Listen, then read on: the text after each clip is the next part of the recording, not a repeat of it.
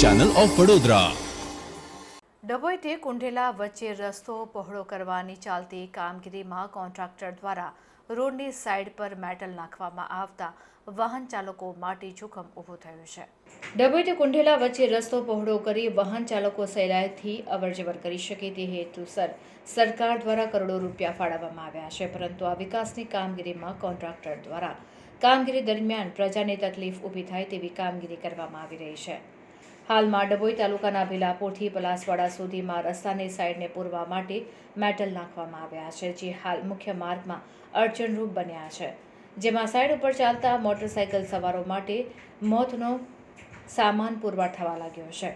સાઈડમાંથી પસાર થતા motorcycle સવારોની motorcycle એ metal ઉપર ચડી જાય અને પડી જાય તો બાજુમાંથી જતા મોટા વાહનોને નીચે આવી જવાની ભીતિ સતાવી રહી છે।